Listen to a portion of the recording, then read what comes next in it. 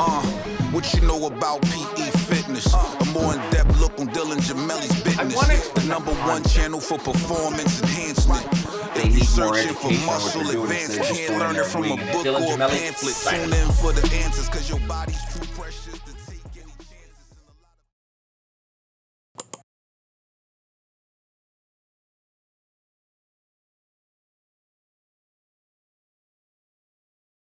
All right, everyone. I want to welcome you today, and today is an extra special edition because this is the first female ever on the Gemelli podcast, and I brought out the very best. So, everybody, I would like to welcome the queen of testosterone, Gilbert. I'm really the first female. That's so funny. You are. Congratulations. Thank you. I accept this honor quite well, and I'd like to thank. No, I'm kidding. Oh, well, thank you for joining me on this day after Thanksgiving, because I know a lot of people are lazy, doing nothing, sitting around or shopping. So I really appreciate your time today. Yeah, of course. I all I do is work. So yeah. Hey, you saw me posting yesterday, no days off. I was in the fucking gym in the morning. So that's my Thanksgiving. All right. So I've got a ton of things to talk to you about. You have done so many different things. But I think the first thing that I wanted to ask you, and I've heard you talk about this, but my audience may not have. So why did you choose to work with men? What draws you to testosterone, to hormones, and how does that work for you? Is it something that you obviously enjoy, and how's that go? I do. And I always say that I have daddy issues, and that's why I've been drawn to working. And it's like people will either laugh or they'll be like, wait, is she serious? So yes, but like, I think there's a lot of women that have maybe had a compromised relationship with their dad, and we all have like childhood trauma and stuff like that. So a big part of that is turning your pain into your purpose, and working with men. I don't want guys to turn into what my dad was like. So that's kind of my mission in life. But the real reason, and the actual reason how I landed here is I did graduate with an exercise science degree, and like everyone who does that, I wanted to work with athletes. And so you graduate school, you're like, yeah, I'm going to work with all the athletes and blah, blah, blah. And like my strength conditioning internship senior year, you soon realize I was like, oh, the hours are like 14 hours a day for maybe 15 grand. Like that's not something I can swing. And I grew up in the town of Greenwich, Connecticut, which is like super wealthy, super bougie. And I always preface it with like, I grew up normal, single parent household. So I was not one of those people, but the gym that I worked at out of college, I worked with a lot of men who played golf. And I was like, oh, so this is a sport, and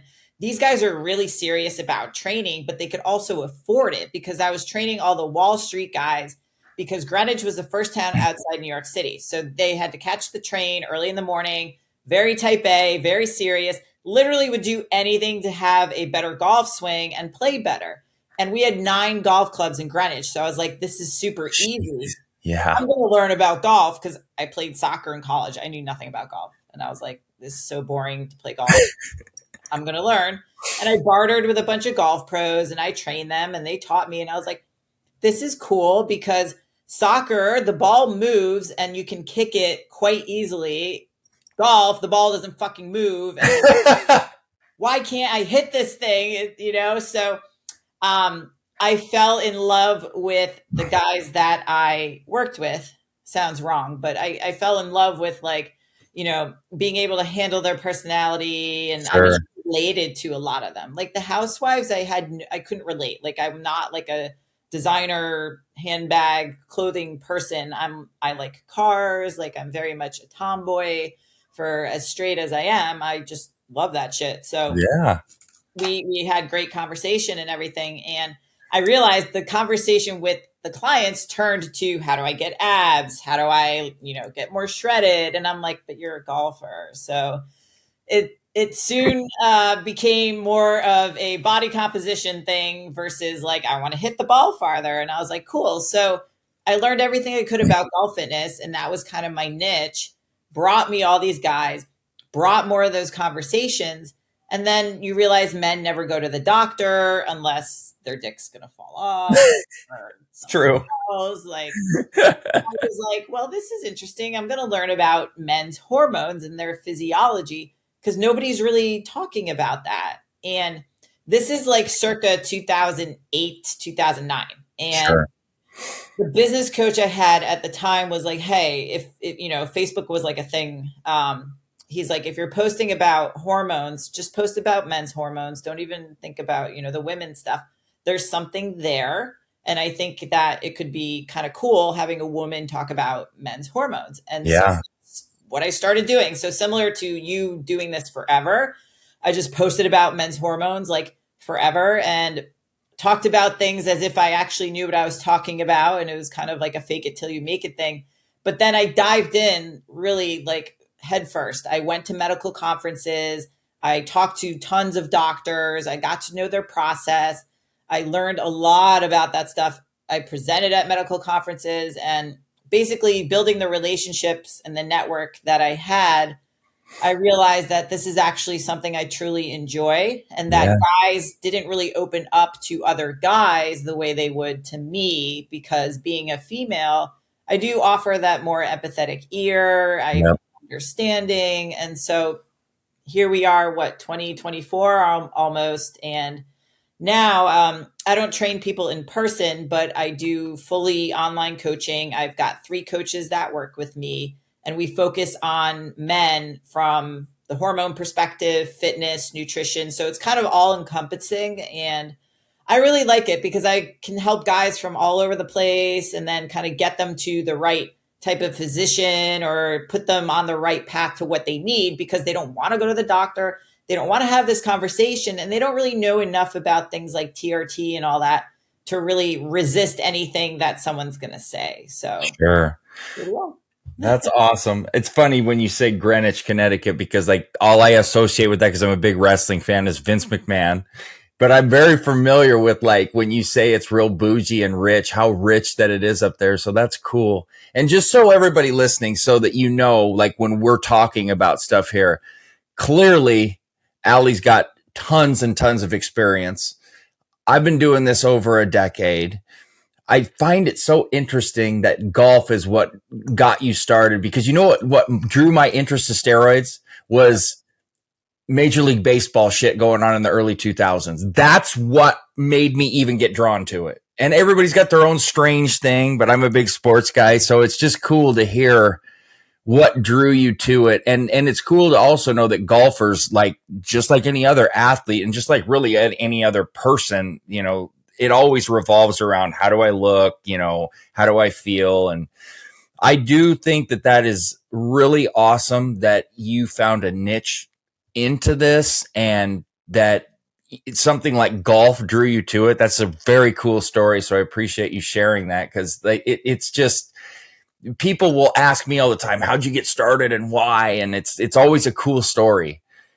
Yeah, it's like super random, but baseball, like I was into baseball too. And that definitely exposed a lot of us to like what are steroids and stuff like that.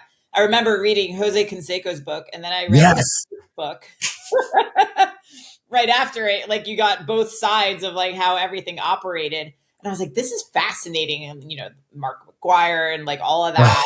And like Barry Bonds and his head growing and you know, it's just really cool. Like if you're into sports and everything and then you learn about that stuff, it's just natural to want to understand from a surface level, but like deeper into like the biochemistry and everything. I think if you're a science nerd, kind of like we are. So absolutely. It's funny that you say that because like even to this day, Jose Canseco, from the moment I was a child, and I still have the poster from when I was a kid of the Bash Brothers up in my other room here, is like my favorite. I saw him live when I lived in Maui playing baseball, and everything in his fucking book that he got accused of lying about was all true. And I'm wondering what you think, because what I found out as I got older and learned was like all of these lies that were told. And you can't sit up there and tell me you don't know what you're taking and that you didn't have any idea. And all of this shit that they were saying is such a blatant lie, but people didn't know back then and really bought that, you know? And I didn't know. I thought, well, I would go around and say, because I loved Barry Bonds, and I know nobody did because he was such a cock, but I like talent. I like winners, you know? And it's like, people are like, no, he's telling the truth. And now it's like, dude, fuck no, he ain't telling the truth. Like Alex Rodriguez, you know, it's like, come on, bro. Like, you can't not know you're taking Primobolan, dude. You know what I mean? Like, you can't just inject stuff and think, I don't know what that is. Yeah. Like, it's not fucking vitamin D. Like, I'll tell you that. I mean, I was actually a huge Lance Armstrong fan because I competed in cycling, and he was like a god to everybody. And of course, him having testicular cancer and still winning so many Tour de France's, there's no way that he's lying. He's a cancer survivor. Like, right. You had that more like you were just buying into his story and everything. So I can see where that line gets blurred, where you're like, they can't possibly be lying. Right, right. Well, and when they're your heroes or people you look up to, you just chalk it up to like whatever they say. Yeah. But I get so irritated, and I want to know how you feel about this, because and there's no way around this, because I always say I don't like to get political. I'm not being political here, but this is just how it is now. Everything is either disinformation, fake news, whatever the case. I just call it fucking lying. Okay. And everything that you read, it's all about however the person writing it, whatever their motive is for the day. And that's what's bringing me to the next topic that I want to talk about. Is these are my fun transitions that I do, right? So I want to talk about TRT because I know this is one of your main areas. This is something that I have been struggling with. And when I say struggling with, is getting the right message to people, because they're so fucking brainwashed. So I want to talk to you about misconceptions of TRT, misuse of TRT, because we got a lot to talk about here and a lot to unwind. So first I want to ask you, because I know you work with a lot of men on this, what are some of the big misconceptions that you are running into with men that really don't know what they're doing, or asking you questions that are off the wall, or where you're just probably like, what the fuck? Where did you come up with this? So I'll categorize it into two different parts. One part is men who maybe are not, we'll call them non-fitness people, like very general population, guys who are grandparents' generation who listen to everything their doctor says. Right. And then if they're younger, they may listen to what the doctor says, but they still hold the medical degree with some sort of level of credibility. Not that that shouldn't be dismissed, but more so like a GP should know what's best for me because they're my GP and they've been forever. The other category are more of the fitness people that maybe confuse dosage and really don't know if you should cycle on and off and that type of thing. So yeah. The misconception with Gen Pop is they're being told that it causes cancer, it causes heart attacks. And if they even bring it up in a doctor's appointment with a GP, the GP will say, well, Dylan, you look really fit. There's no reason to test your testosterone. And that really annoys me. And I've heard some really ridiculous reasons why guys don't need to get that tested. So then, of course, they shut down because they're not going to, like, you know, pull up studies out of their ass and be like, actually, this has all been refuted and upended and all that stuff. And then like the fitness guys, there are guys that are like, well, how long should I cycle on? And they confuse that with doing steroid cycles, which obviously is different than replacement. And so it's understanding of like, what is the actual goal? Because most guys associate low T with, does my dick work or not? And that's it. And that's not really the only reason. So there's so much more, because it is a very powerful hormone that has a lot to do with a guy's ability to think straight and feel better and not have brain fog and put on some muscle mass and just be a guy. Whereas fitness people will say, oh, well, how much testosterone should I take to actually gain muscle and how long? And so it's kind of that misunderstanding, and the misconception is that they can't stay on it, or the Gen Pop guys are like, well, I don't want to stay on it forever. And that's actually a thing that I didn't realize was huge with men, is they're like, well, it's forever. And I'm like, yeah. And they're like, well, I don't want to stay on a medication forever. And you realize men just don't want to be reliant on something else for the rest of their life. And I always tell them, listen, any of my clients who have gone on TRT, no one has been like, you know what, this sucks, I'm going to come off. Because if it's managed properly, you're not going to have crazy side effects that you may read about or hear about. So a lot of that can be mitigated by having the proper practitioner to work with and getting the right information. But for guys, it can be overwhelming, just like fitness and nutrition. Like you can read 10 different things from 10 different people in 5 minutes, or one Google search, you know? Yeah. So some of the big ones. And obviously the other ones are like, oh, it's going to cause hair loss. It's going to cause acne, cause roid rage, like all those things. I've seen so many different things. A lot of the things that I encounter too is, oh, I have no energy, I need TRT. And it's like, dude, you eat like shit, you don't sleep, you got a high stress level, you're miserable at home. You know, there's so many different factors. Just because you're tired doesn't mean that you have low testosterone. Or the doctors that automatically, when they write you a script, if you happen to get one, they're writing a script for test, HCG, and an aromatase inhibitor, generally Arimidex, because they don't write scripts for Aromasin at all. Some deal with insurance. But you don't necessarily need to be doing all this shit. Like, I'm a big advocate of not doing HCG on TRT at all. You know, I really don't like HCG at all. I guess I find that it might serve a small purpose on a cycle, but I really don't think it's necessary. People think that HCG is like the end all be all for fertility, when in actuality it's not. I've taught people for years it's a combination of HMG, HCG, and Clomid, but HMG is the actual key to that. I mean, and I see that, like what you said, they look at you and go, oh, you're fit, you don't need, and it's like, dude, that's not how it works. Just, you can't base it on appearance. You base it on number. I want to know your fucking numbers. I don't want to know your appearance. I don't even necessarily want to know how you feel, because sometimes how you feel doesn't show all the markers at all. There's different symptoms, as you know, for low testosterone, and sometimes you don't see them all at all. Yeah. And the blood panels say it all.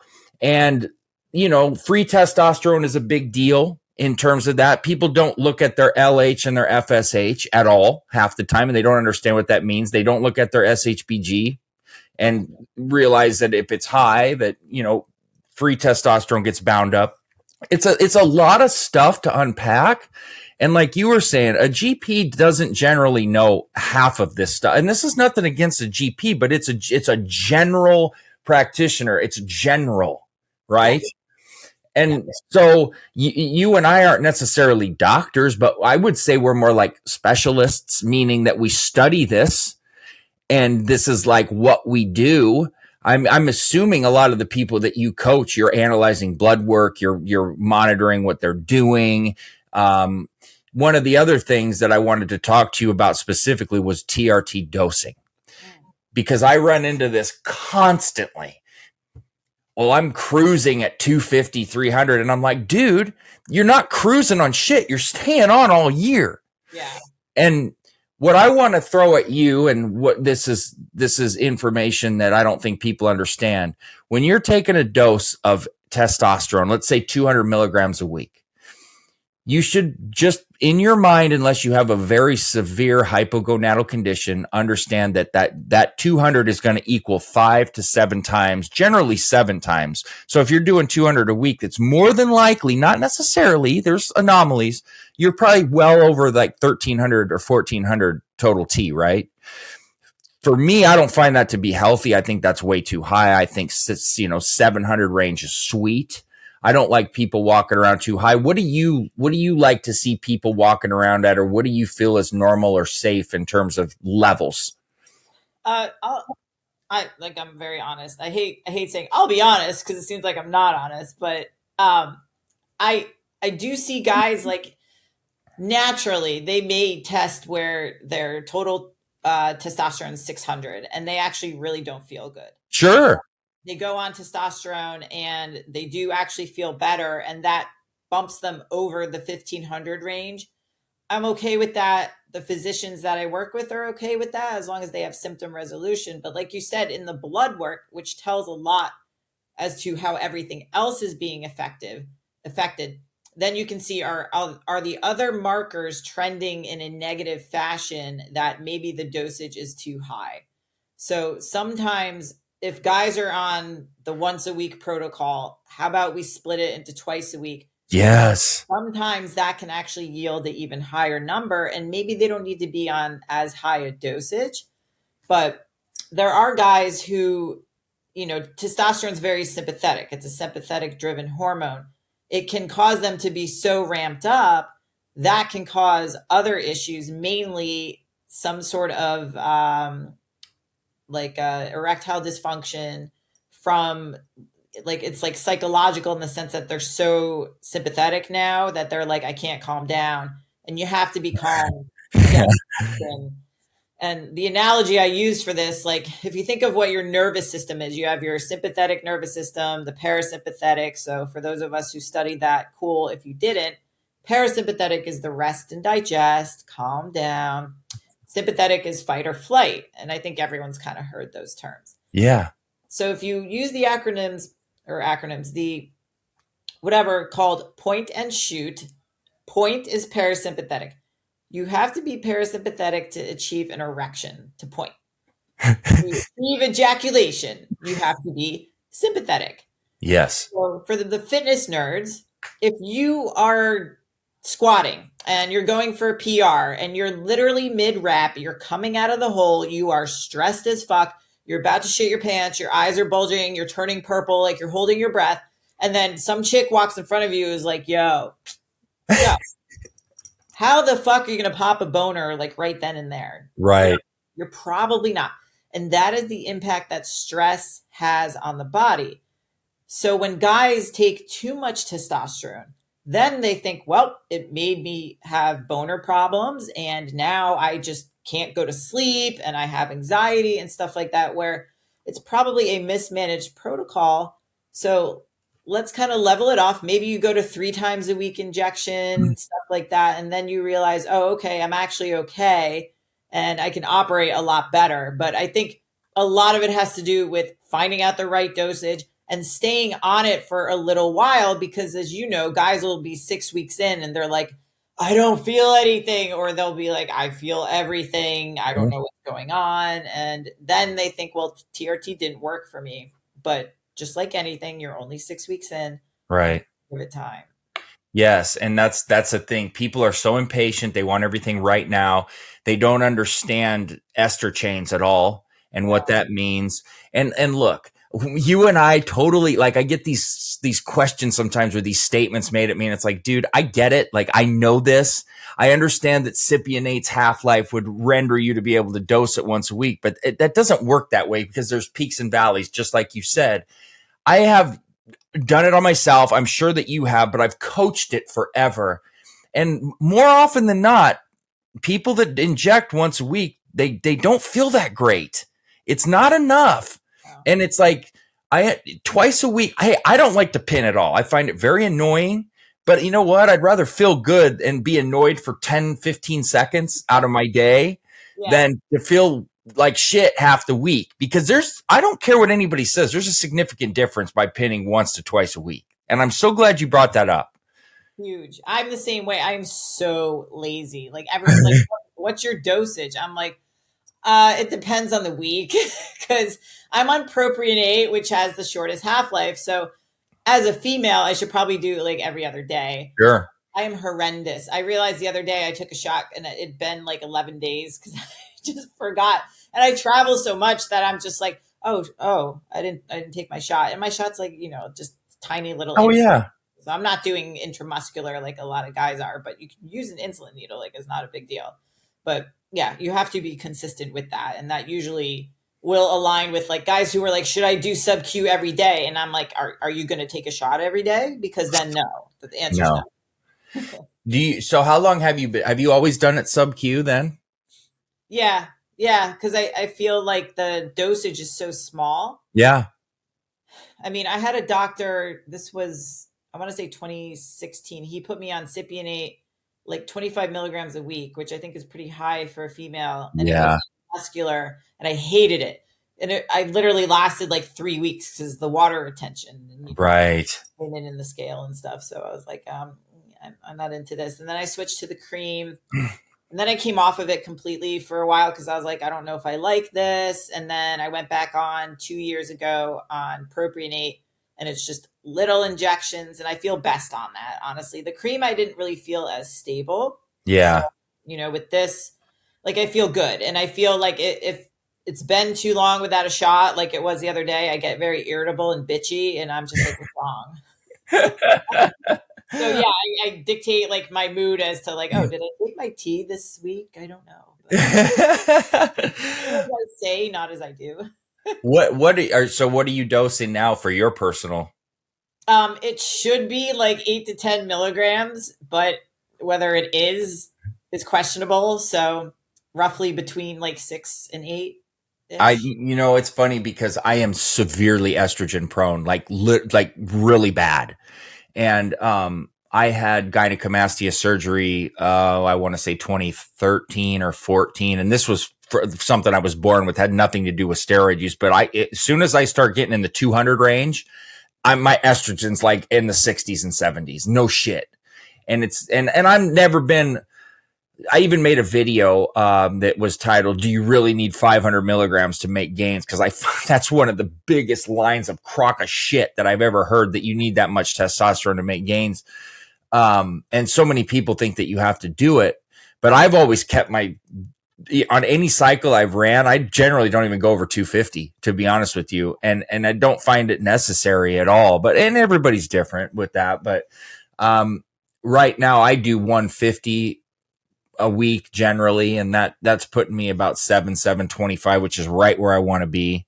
For me personally, I see these guys that want to be in these like 2000 range, and I'm like, you guys don't understand that's not healthy to do that year round. It's actually bad, the people live on that more is always better concept.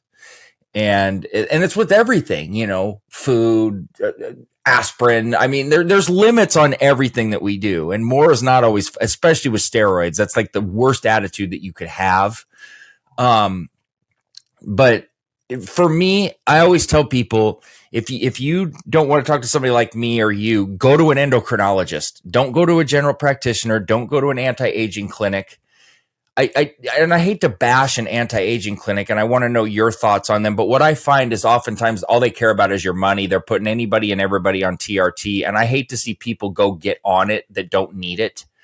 And, a lot of younger guys, especially that want to use steroids and blast and cruise, they don't think about so many factors. Like, they think they don't want kids. Well, then they meet a girl, their dreams in 5 years, and fall in love and get married. And then they want to have kids. And it's like,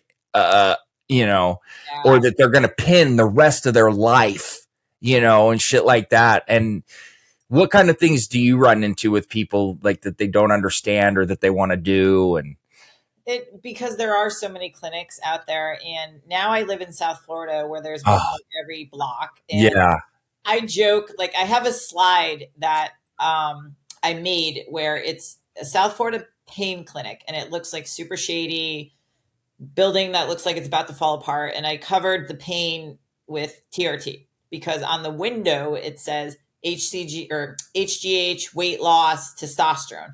That is very much reflective of Florida. You can walk in, write your name on a piece of paper, and they're like, cool, what do you want? Do you want D-ball, Winstrol, Anavar, testosterone? Like, you can have it. So it's like the Wild West here. And there's a lot of these clinics that give out what you named. I call this the TRT starter pack. HCG and anastrozole and testosterone. And they give that to everybody out the door. And I highly disagree with that.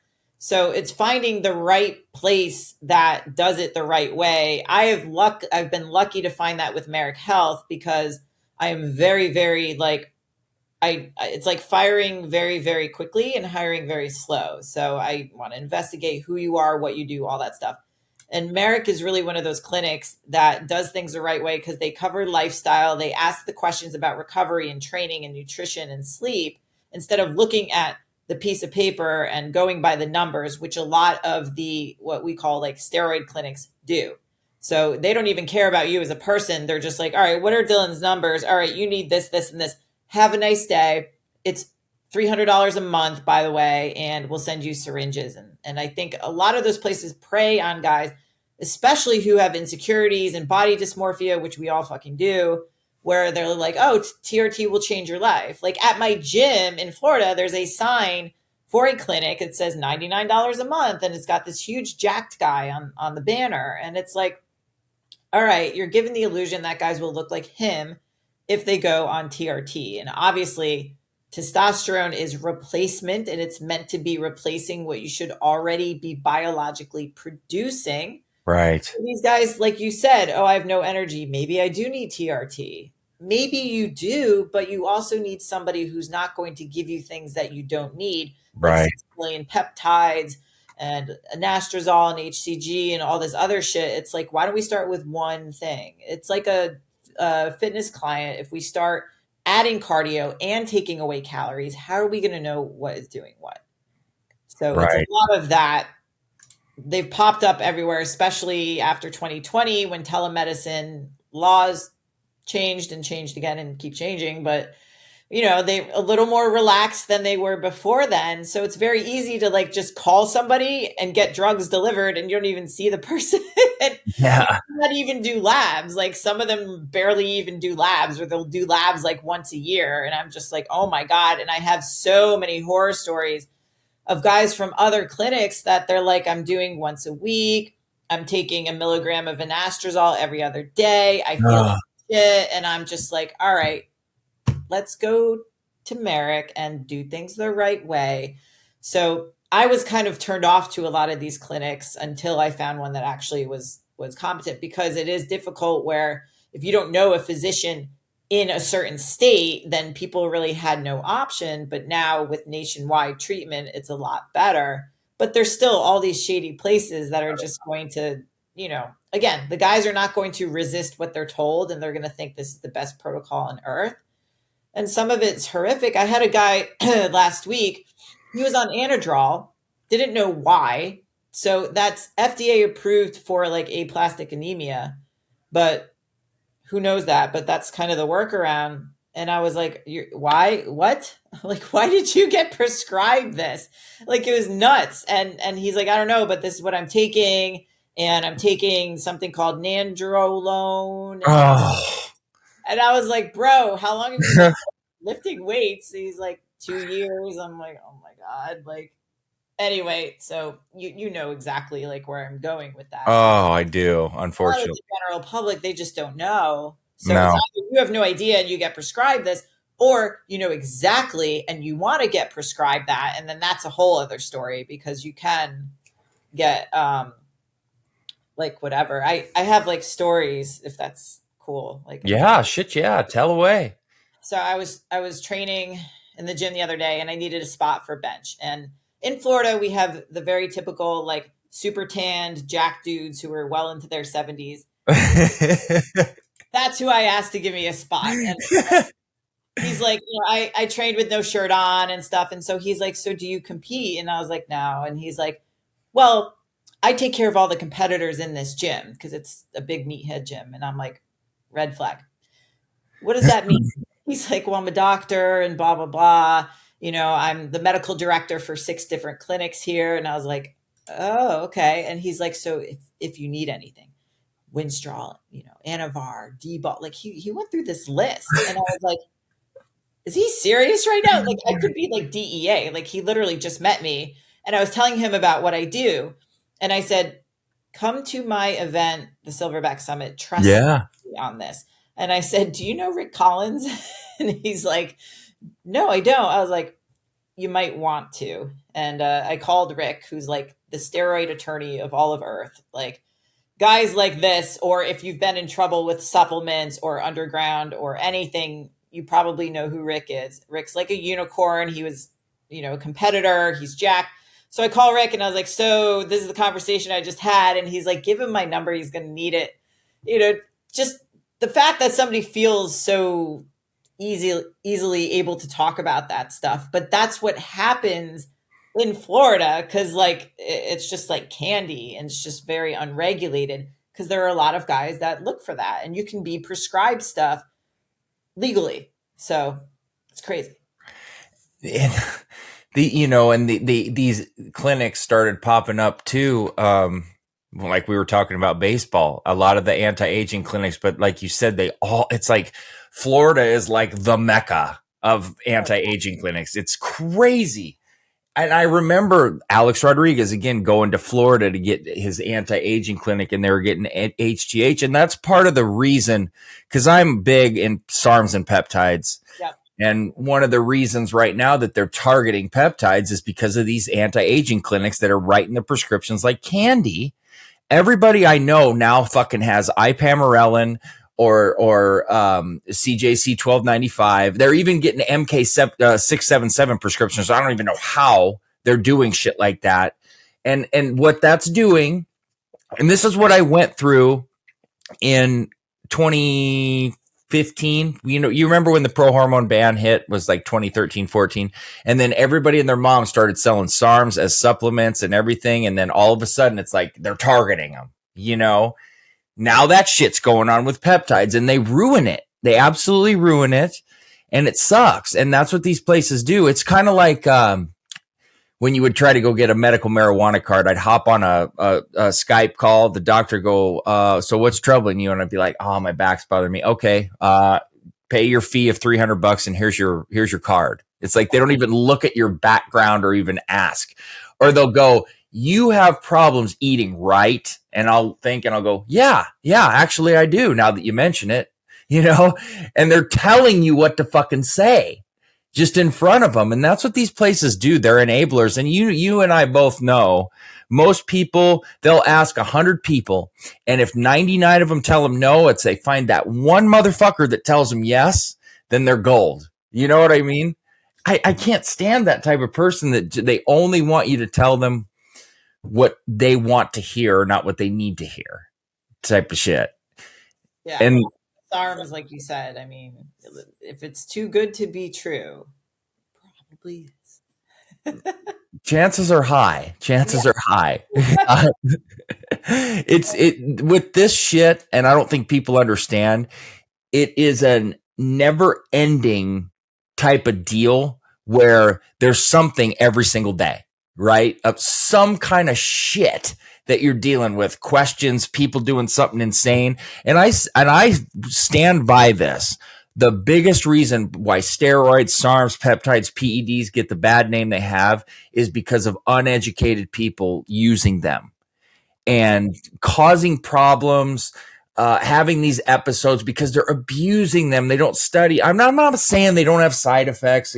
People like to mix words. You know what they like to do? They'll pick and choose shit. That's not what we're saying. Right. There's a safer way to go about using them. It doesn't mean you're going to be free of problems, but you don't have to have half of the problems we see.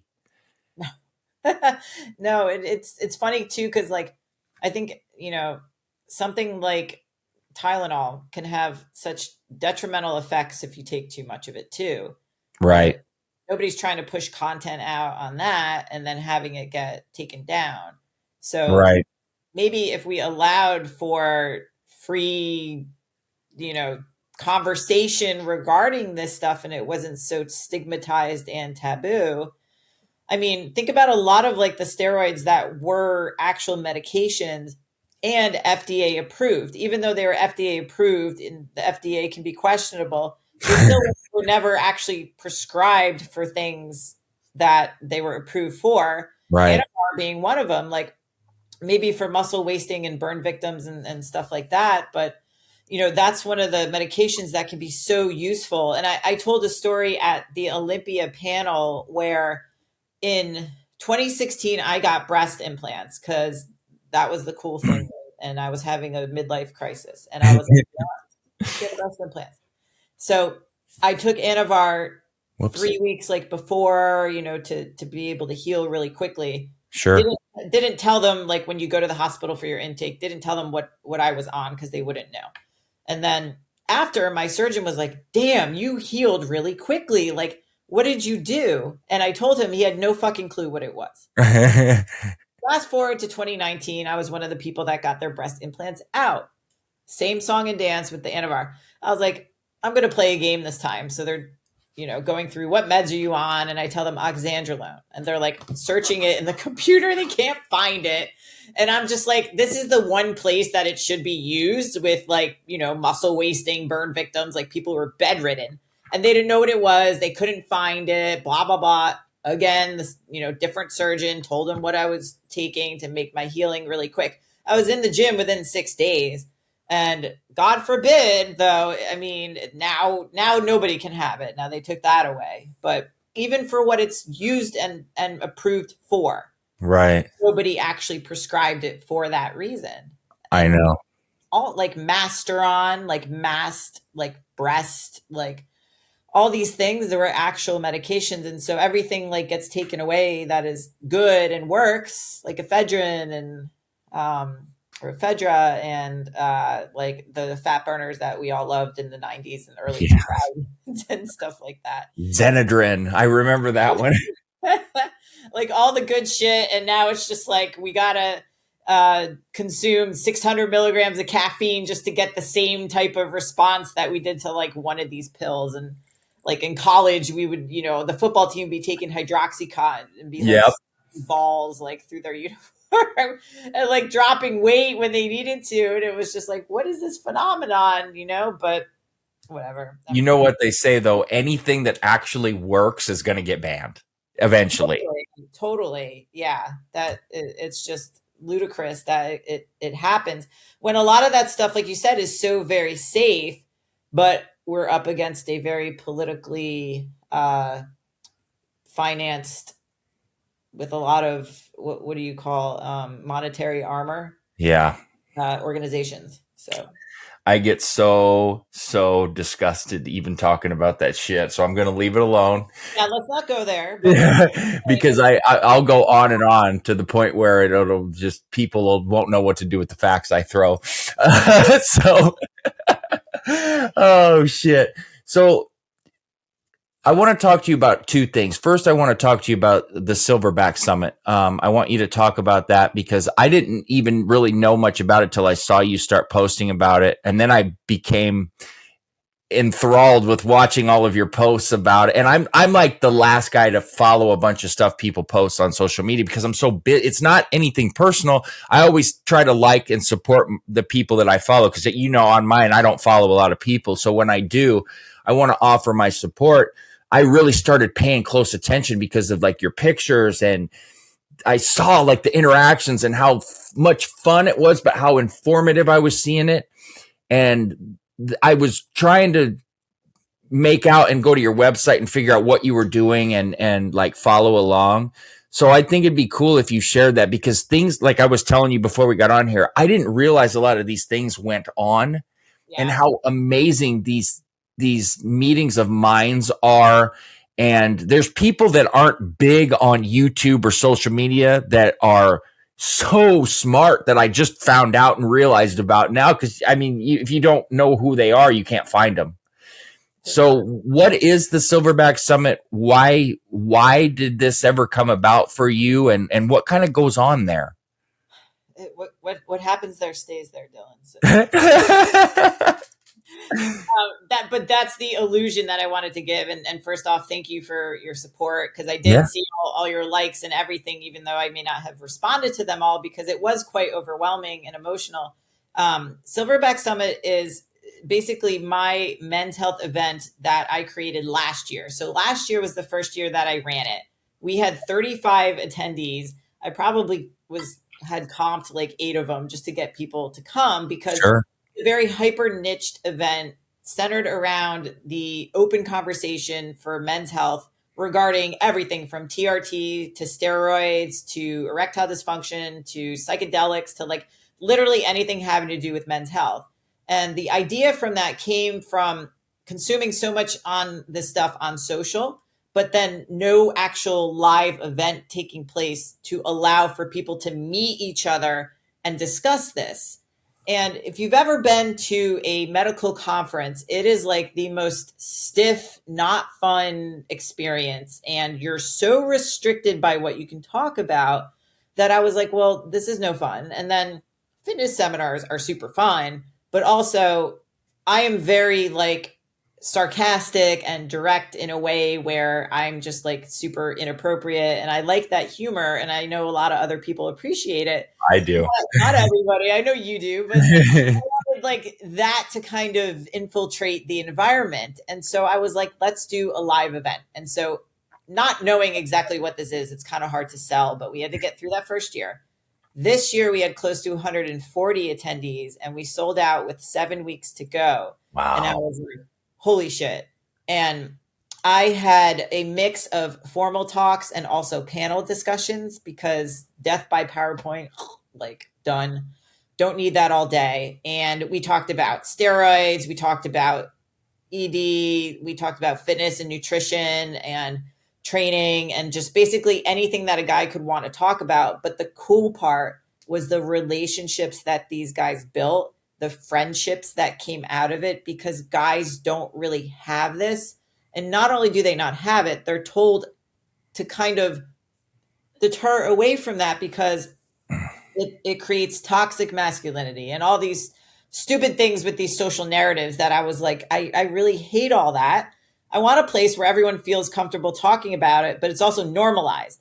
So I had a sex toy company as one of our sponsors because I was like, you know what? Everyone talks about butt stuff and like, you know, guys love prostate massage shit, but they don't talk about this stuff. So I really talked about it like at every single break. And I wasn't sure how it would go over. And I was like, will these guys go over to their table? Will they be shy? Blah, blah, blah.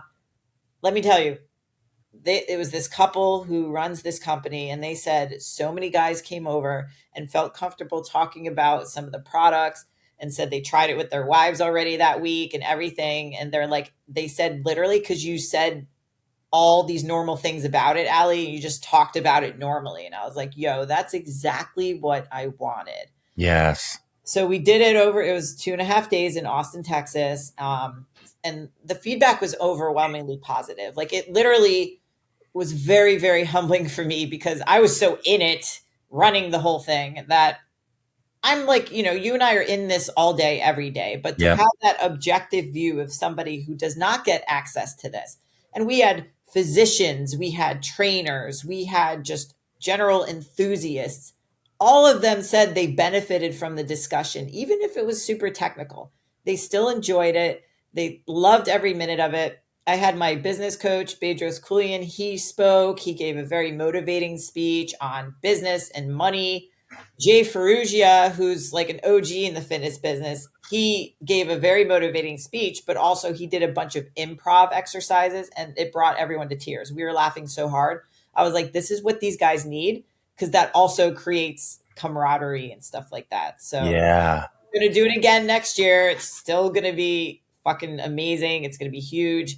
We're shooting for, I think, 300 attendees next year, but that's my baby. That's like, I wanted to bring guys together and create something for them because there's so many women's health courses and women's events and all this stuff. And I'm like, what about for the guys? Like, what the fuck? Why are the only guys events like either military style things, which are cool, but also like the education aspect of fitness, nutrition, and hormones in one place? Like that doesn't exist for guys. No, it doesn't. The hormone side does not exist at all. We'll talk later. I'm going to help you promote that. We'll get into that later for sure, and we'll talk about that off air. But we'll work on that. I'll help you as much as you need. Have you considered like a bigger area or adding room to get more people in there or anything like that? Like I had to change the layout of the tables from my original vision to accommodate more people. And then every time, because every event has cancellations, every time someone canceled, we just repleted right away. and oversold it to the point where I was like, all right, like the fire marshal might come if we have more people, but I don't give a fuck. So, but if you've thrown an event on, you know how astronomical they are, and you have to, it's like a wedding. You have to give a certain number, Yep. and you have to, give that number in. Coming from 35 attendees and going to a capacity of 120, mind you, we had like 140. Capacity of 120 was pretty scary. But collectively, with the promotion and the excitement and everything that we created, now people understand what it is more. So it's a little easier to sell even for next year. Oh, our shit. sponsors loved it. And it was just really cool. And of course, everyone wants to come back just for the social aspect of it, because it's like you don't get that time when you're doing an online event. Like you can all the content you want, but the human interaction, like meeting people you've known online for years, like you said, like, and then you meet them in person, is just like, you know what, it's finally cool to do this. I feel like I've known you forever. It's like a reality show. Like I know everything about your life. I know what your dog is like. I know like what your backyard looks like. I know what your bed looks like. Like, Yes. If you're watching me, like how I fuck up my words all the time. How I have like a huge love for cinnamon rolls and energy drinks. Like people know this stuff about you, but it's not creepy anymore because it's like good, because that's what I want you guys to know, versus this is the facade of me and I'm perfect every time. And, I always have my shit together. I don't have none of us ever shit together. And Dude. that's the real raw, like chaotic mess that I want people to experience. And that's just it. So it's, one of the reasons, and this is going to, let me go with this because it's going to correlate here. Yeah. One of the reasons that I wanted to do the podcast aspect so bad was to get the human side, not just me fucking talking up here like a lecturer or like almost like a dictator, like this is how you got to do this, and or giving you basic information. It's like, I'm a totally different person than what you would see on these videos, and I wanted to give the human aspect of it. Now, how that ties into what you're saying is, it's one thing to watch you, me, or anybody else on YouTube and learn stuff, follow you on social media, learn about who you are, but it's a totally different thing when you're learning in person, or you're seeing interactions, you're seeing how people really are, and how like you said with your humor, which obviously I love, and maybe not everybody does, but when you see that side of people and you see that it's delivered, it makes the learning fun. You know what I mean? Because sometimes you want information, but it's almost like a fucking task. And it's not. Learning stuff is supposed to be fun because you're getting information. I'm not trying to preach or anything, but I read the Bible every morning and it's fun because I'm learning so much stuff I'm implementing into my life every day. Reading studies at night is fucking fun. It sounds ridiculous that I'm doing this at 3 a.m. and it sounds tedious, but it's not. It's fun because I'm like, okay, I can go take this shit, or I can implement it in my life, share it with friends. Yeah. So when you got the opportunity to go to something like that in person, something that, and I hate this term, I hate using it, but the stuff that you and I talk about, it's considered underground or dark. I hate the fucking term dark side. It's like there ain't nothing dark about it. It's just ridiculous. But being able to talk about that in person with people that you already watch or that you'll maybe even look up to. I don't want to say people look up to us, but maybe they do, and getting the chance to meet and for people like us, like for me, it's super humbling to meet somebody like you in person, or people that are like colleagues. It's like, it's fucking fun. It is. You're around people that understand you. Yes. Just me doing this with you, it's fucking like, it means it's a big deal to me to have these opportunities just to talk, Yeah, like there's so many people that would be like, oh, on a Friday night, like you're doing what? And I'm like, what else am I going to do that's going to be more fun than something like this? Yes. I got this is like at the top of my list, of things that I could be doing right now. Seriously. And total appreciation too for you taking the time, like I said, but I think that what you're doing is absolutely amazing. And I honestly, and I'll talk to you about this later too, I think you're aiming, I think that you could this is going to be very big in like 4 or 5 years, especially as it might be something you end up doing twice a year. You never know, because I think this is going to be so big. The more people see, and like the people that follow you, because even myself, like I said, I was like, wow, this is fucking awesome. Like, I'm actually looking forward to what you're going to post, which to me is like totally insane because I don't get into that shit.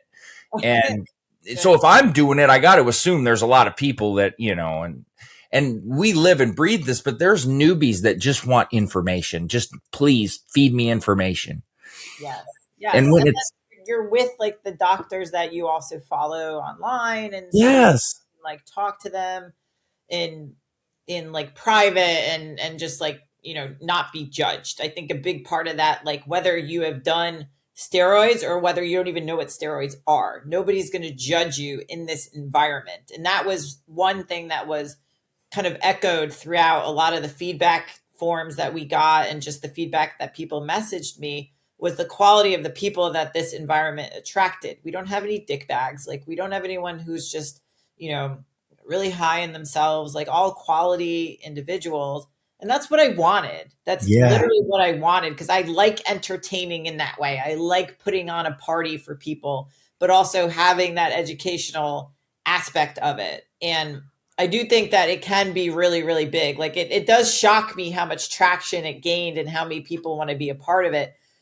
Because, you know, I'm one of those people that's like, really? Like, oh, cool, you know, but like, actually, yeah. And so it's one of those, my friends would remind me very much to like, think about what that was and what just happened. It's still very surreal.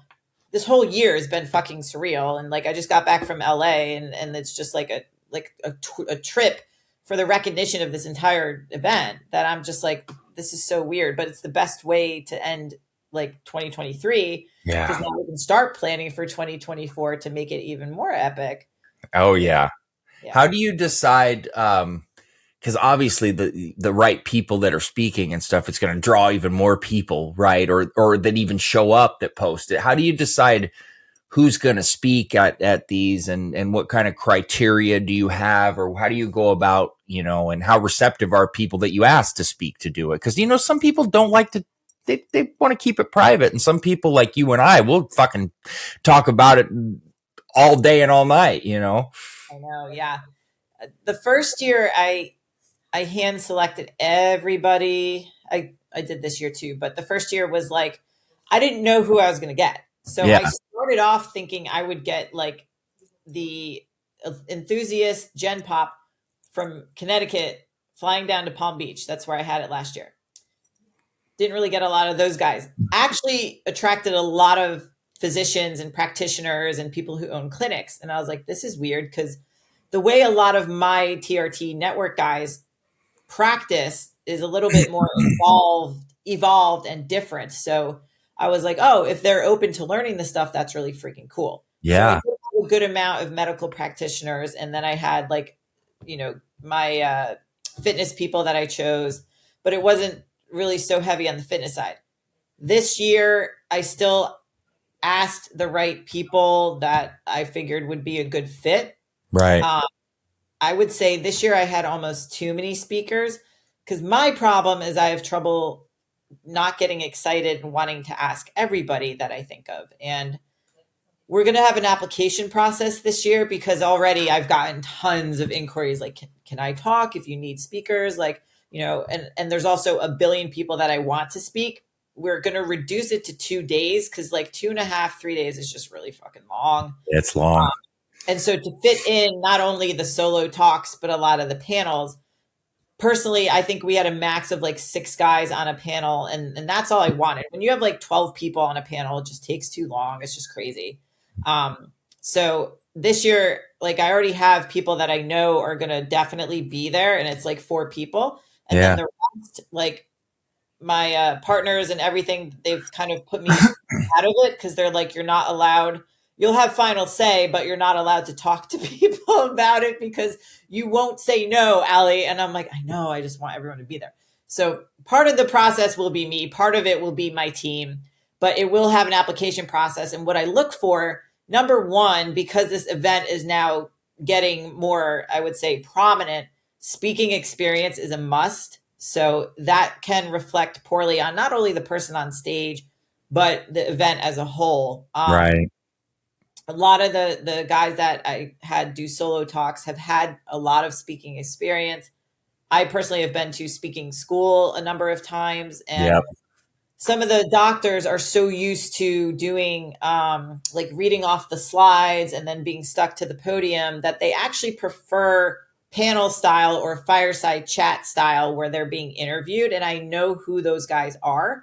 But now that we have more interest, I don't know people's backgrounds. I don't know how good they are unless I watch them speak. So we may have them submit like a video or something that they've done. We don't know who they are. So that's a big part of that, because of course it's exciting to be able to speak and get the message across. But if you can't deliver that without holding a water bottle or note cards or reading off slides, it's probably not the next best step for you. And maybe gaining some experience before you go on our stage would be the right move. But I want everyone to have that chance.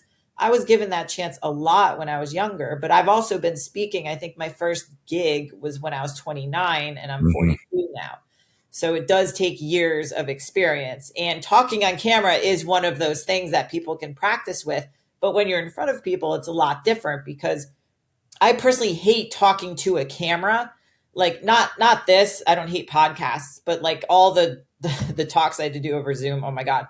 Because I read off the audience, I read off their energy, I move around. Like there's hacks, like if you go into the middle of the aisle and you stop. And so I watch a lot of stand-up comedy to see how they deliver their jokes. When do they pause?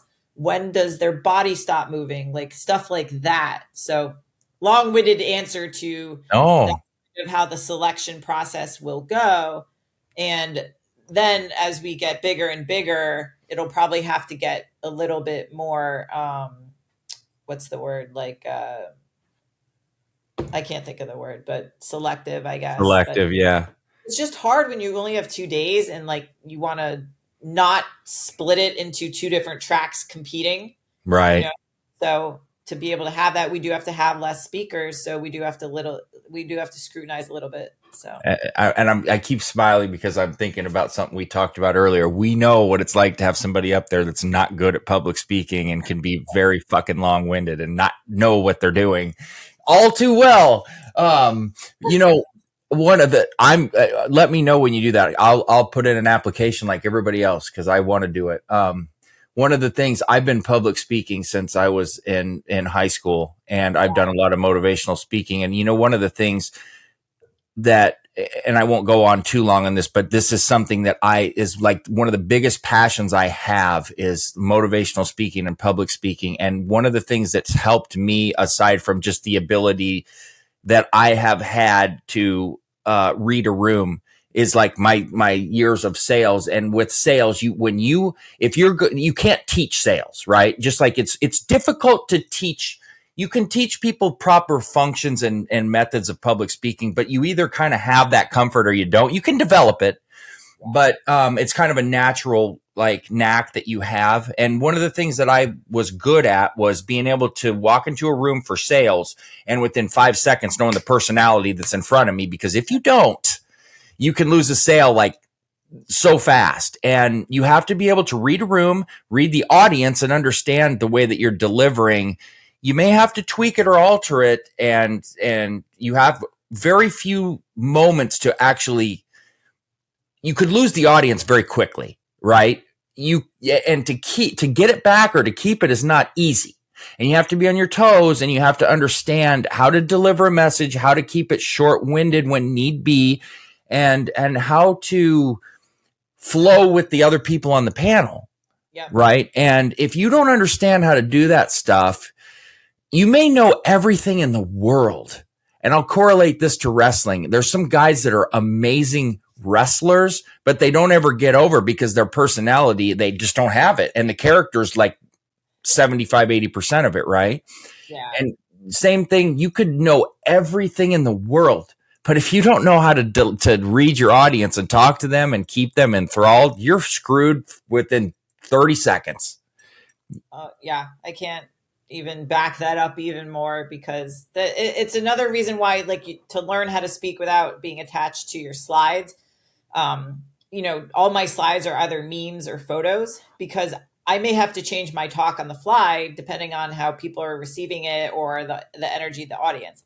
When I'm speaking, is it first thing in the morning when people are bright, or is it going to be in the afternoon, or when they're like half asleep, or if it's after lunch or before, like all those things.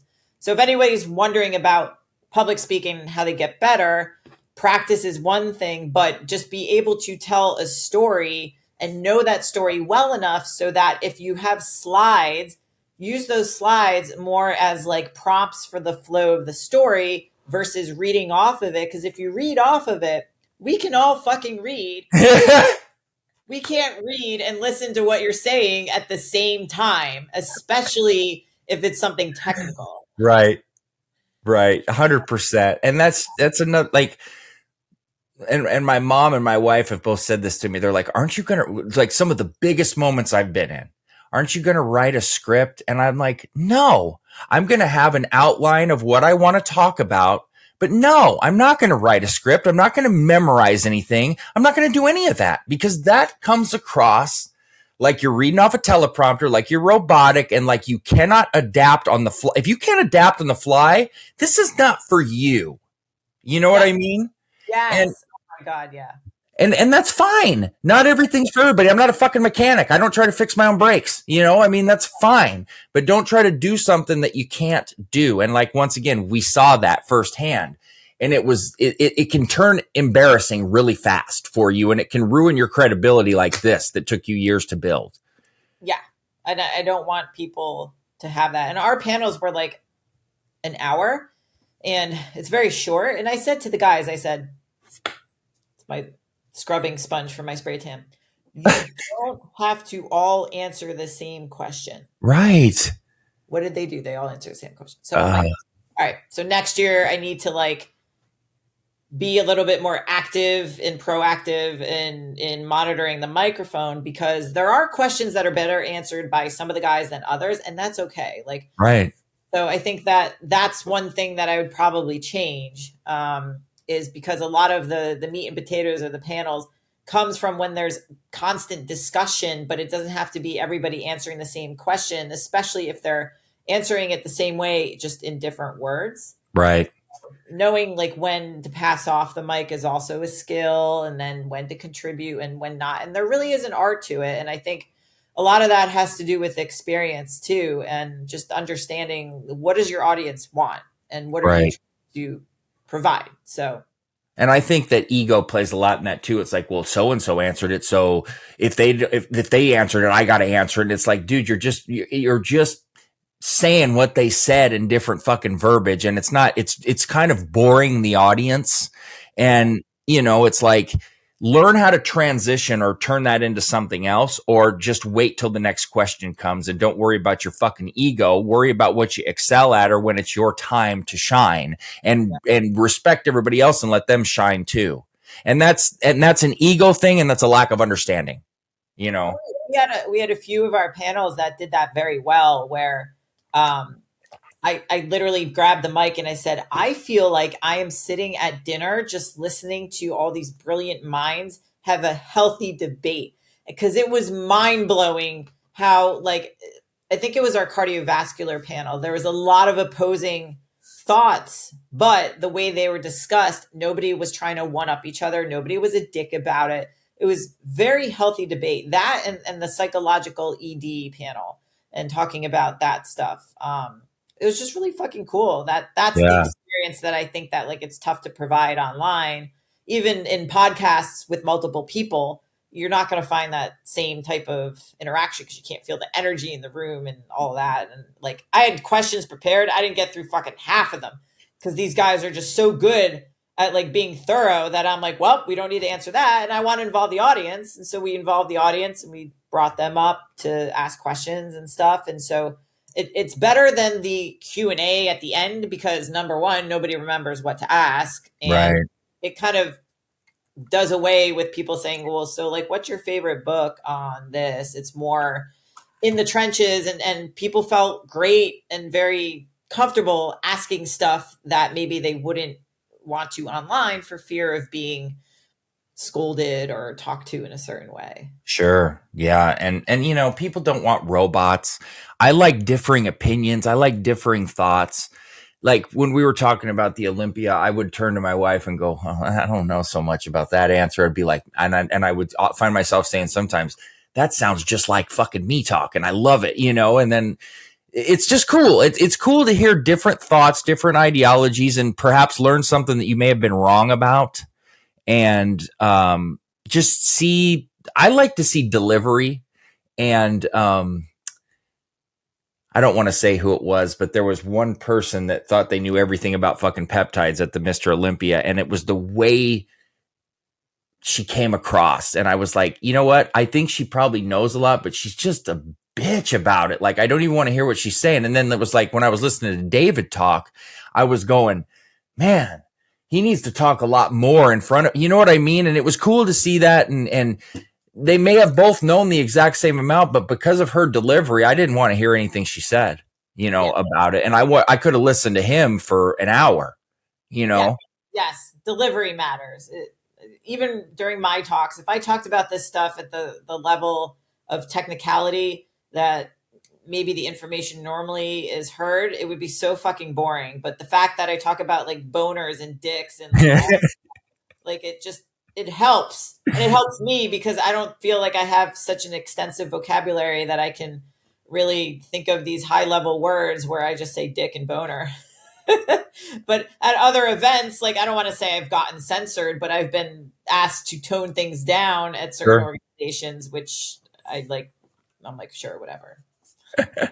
I want to transition to something else here because I'm curious. Two things I want to talk about are cardio and diet. Okay, so I've seen you make some posts about cardio, and look, I don't make any. Everybody knows one of the things that I've taken heat about is, oh, you talk about steroids, but look, you're not that big, and it's you're this or you're that, and whatever the case may be. That's one of the things I've had to battle, right? And so I played college basketball. I'm an athlete. I'm not Mr. Olympia. Okay. But what I was drawn into this field, and it's what I've studied. It's what I've done. It's what I've been around. Right.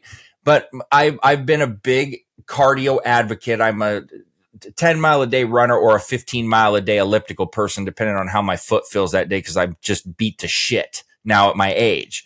But I do about 2 hours of cardio 5 days a week. And I've been able just recently, naturally, to gain like 6-7 pounds and eat in a deficit and still gain the weight and keep it, doing all of that cardio. Yeah. And I've seen you talk about cardio, and I've seen stigmas on cardio that you can't do this, you're going to lose muscle mass, or it's bad for you, or this or that. I want to know your thoughts on cardio and what of that you find to be true and what of it you find to be nonsense, and, you know, why you think that it's a good thing or a bad thing. So, a lot of this I learned from my coach, Luke Lehman, who was on the panel because he lives in Australia. And I said, yo, you're coming over for Silverback, come to Olympia, speak on the panel, because he's really fucking smart. And at Silverback, he gave a talk basically on aerobic conditioning because he's pretty jacked and he's been training for a triathlon and he still has not really lost muscle. Like, and it's funny because guys have like this massive fear that like the minute they start doing something that accelerates their heart rate for a period longer than a set of squats, that all of a sudden their muscles are going to melt and they're going to be like skinny fat and blah, blah, blah. And I understand because women are scared of weightlifting, but hopefully all of this is changing. And he actually threw up videos of me because I'll run like for an hour because I enjoy it. I played soccer, like I like it. But then I'm also deadlifting and doing, like I was doing pull-ups with 80 pounds around my waist. You don't find a lot of females or males doing that. So he was making a point, and he's also proud to show that shit on. But he's like, this is Allie, who's 125 pounds, you know, doing 1.5 plus her body weight on all these various lifts. Clearly, I have not lost my strength or my muscles from doing cardio and running, you know, a few hours a week. So not only is it fun and it helps promote health and you get like that high.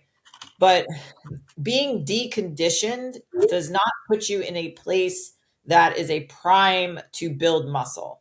And men will find out, like, if they climb a flight of stairs and they're literally like, oh my God, I need a post-workout shake from that. It's a problem. Yeah.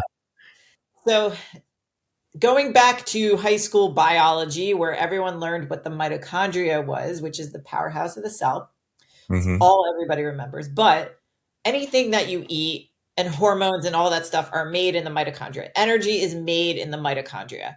If we don't have enough of them, we can't efficiently make energy, and then backups in the system happen. And those backups come in the form of lactic acid, where you get that burny feeling from climbing stairs, or insulin resistance because you're just not healthy enough to get the fats and carbs in the cells, which is the mitochondria.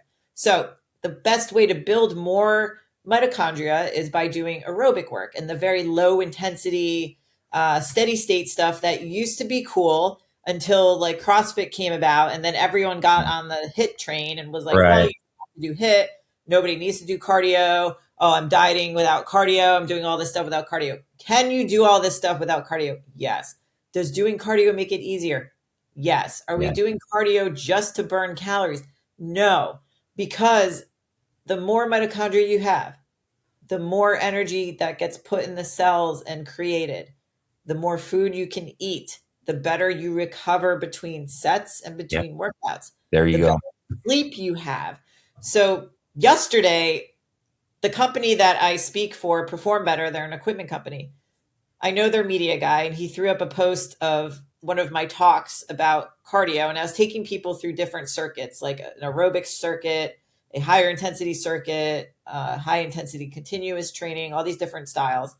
And he put the hook on there was cardio is anabolic, because I know someone's going to get triggered. And obviously there's a lot of context. So a guy put a comment on there and he deleted it, but he put a comment on there saying, well, marathon runners should be yoked then. And I'm like, well, yes, I understand where you're coming from. However, have you heard of clickbait? But there's a reason why I said there's context. And he said, is there a link to the context? And I was just, yes, let me provide that for you. And I just went through the whole spiel I just gave you. Yeah. But I was like, please tell me the detriment to somebody being able to recover better, eat more, sleep better, and all of that stuff. And obviously the goal matters. If you're an ultra endurance athlete, yeah, you're going to be doing a lot more cardio, probably not have as much muscle. If you are a shot putter or an Olympic sprinter, it's different styles of cardio, but you're not going to achieve the ability to execute that intensity without a base of aerobic conditioning. And there's a lot of scientific reasons why it's good for the heart and all of that stuff. But literally, guys would feel a lot better during their training and during sleep than if they don't do this stuff. And they're just so afraid to do it. But honestly, the majority of Earth will, like in a cut, increase the cardio, take away the carbs. And our approach in coaching is actually the exact opposite.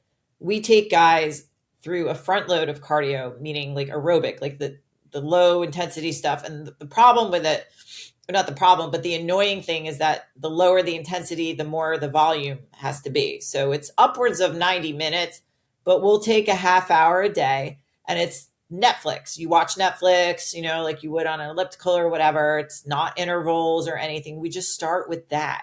Get them in a better resilient state, a healthier state, get body fat off. Now, when they start getting leaner, then maybe we can sprinkle in intervals because they're going to be better conditioned for that.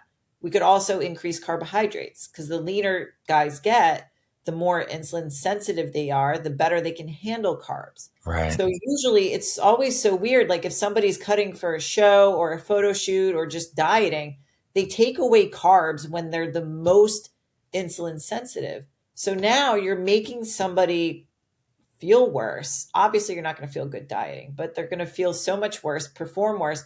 Their muscles are going to flatten out and they're not going to look as good. So we have guys who started with us at like 75 grams of carbs, strip their body fat off. And we get guys maybe 20, 25% body fat. Now they're eating like 500 plus grams of carbs and they're cutting on like 2,400 calories because we got them in a very healthy, resilient, conditioned state so that they can actually do that.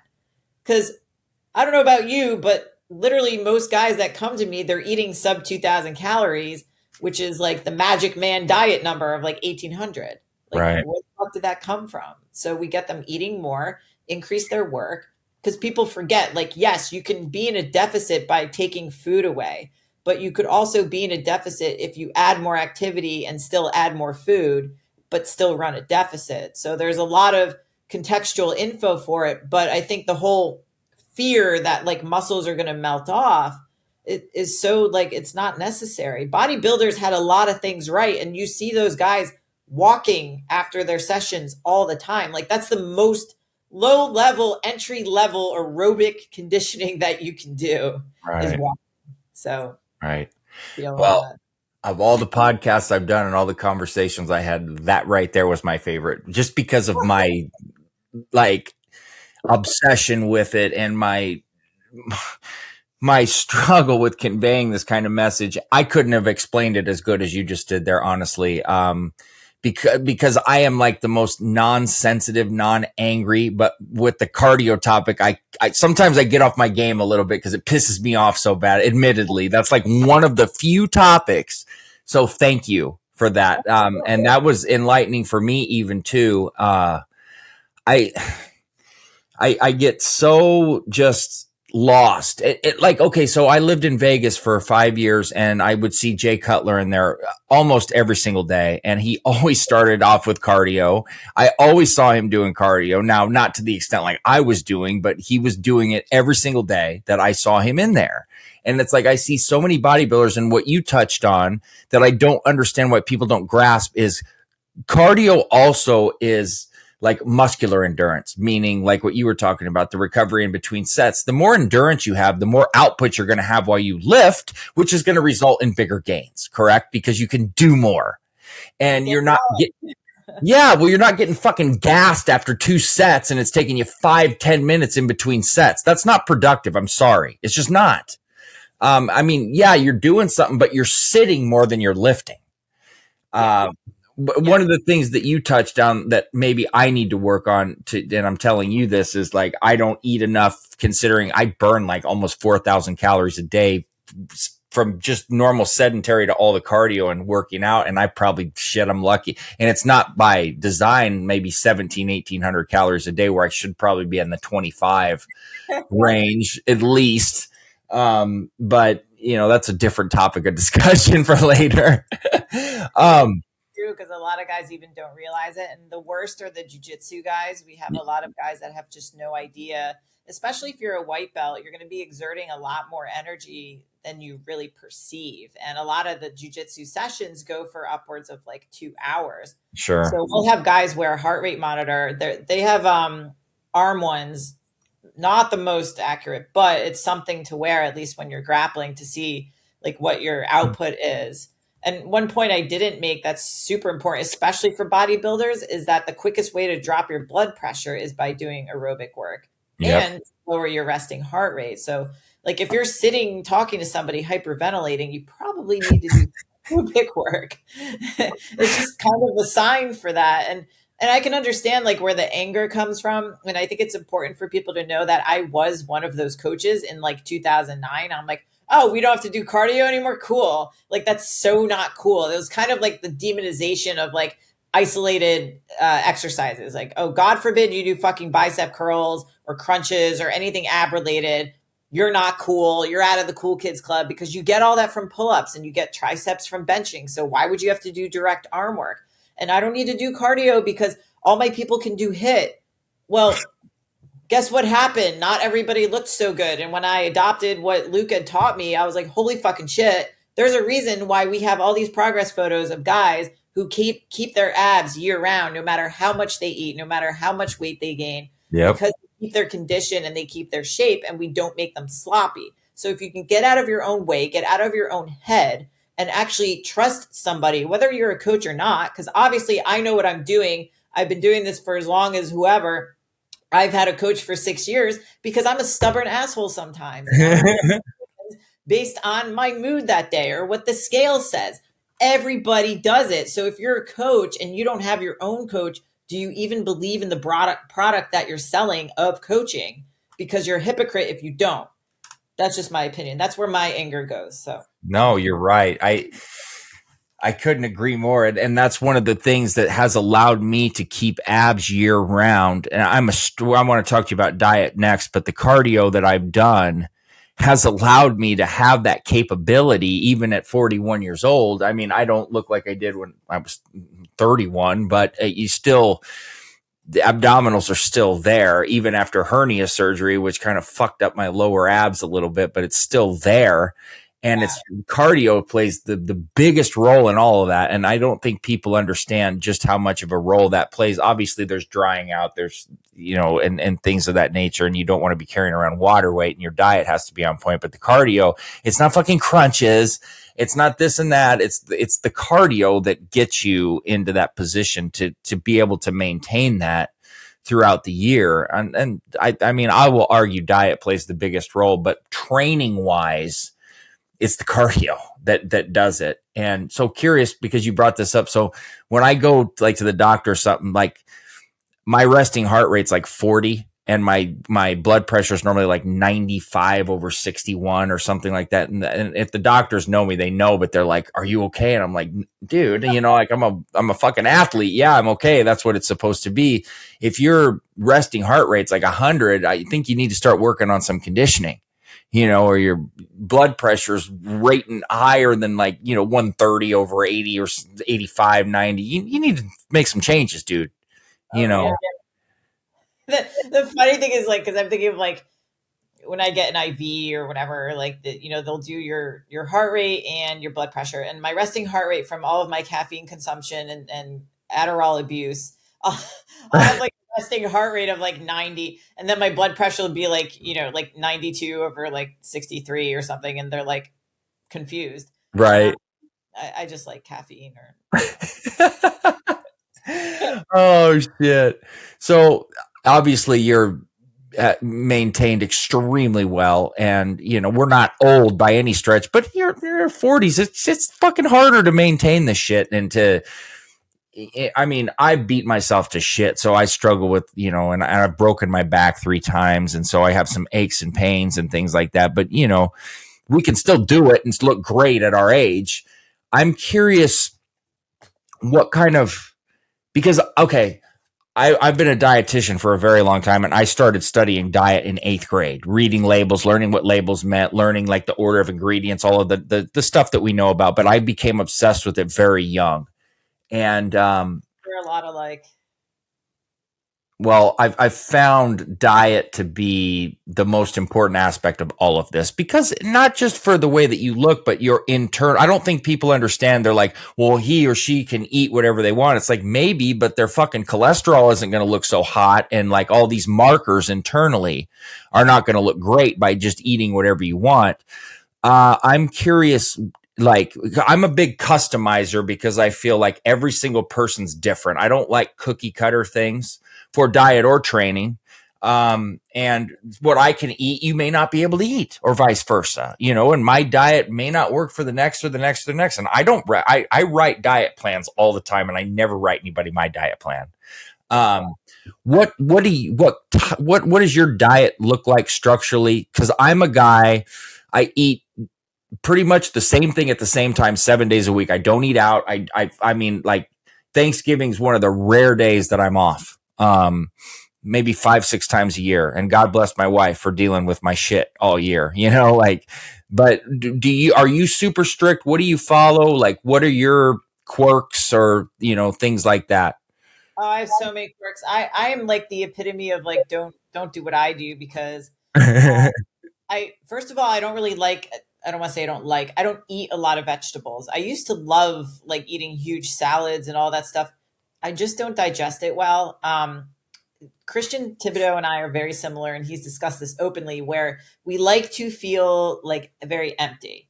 So I don't eat a lot to feel stuffed, because I don't like that feeling, because again, I don't like feeling full, and it sounds so weird. And I'm not a big fruit person. I eat a banana every day in my shake, but like I forget about like blueberries and all that stuff, because back in the day when like fruit was bad, like I think it's just like a condition and habit. Like I don't buy it.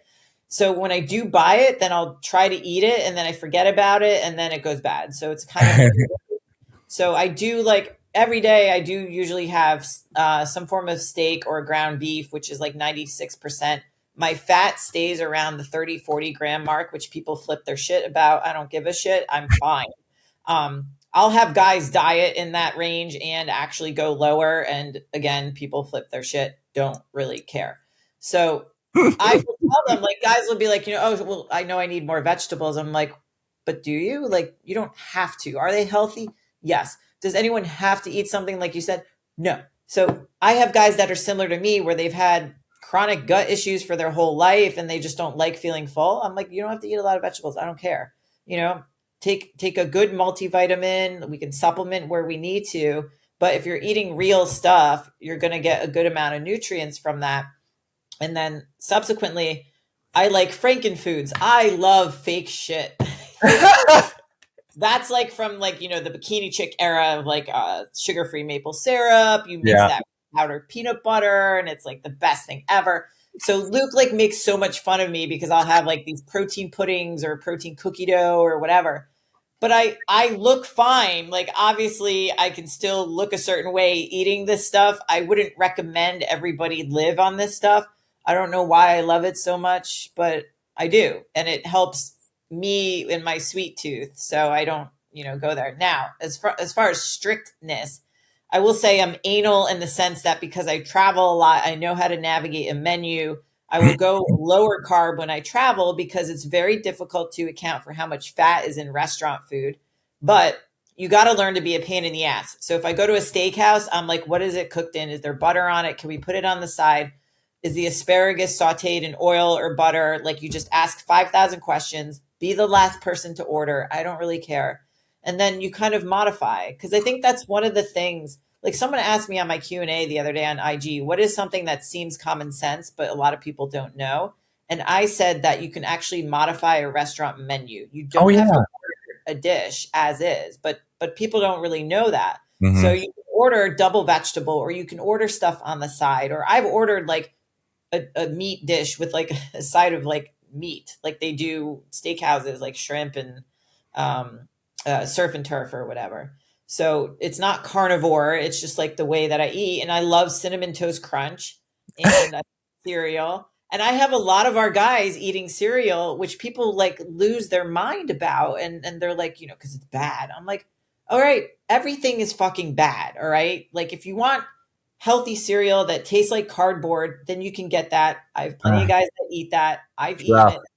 I used to be so like, I would only, have things that have no artificial sweeteners whatsoever, like a blah, blah, blah, blah. And I've relaxed a lot on that because for me, I don't drink alcohol. I don't do drugs. Like I did all that shit in my 20s.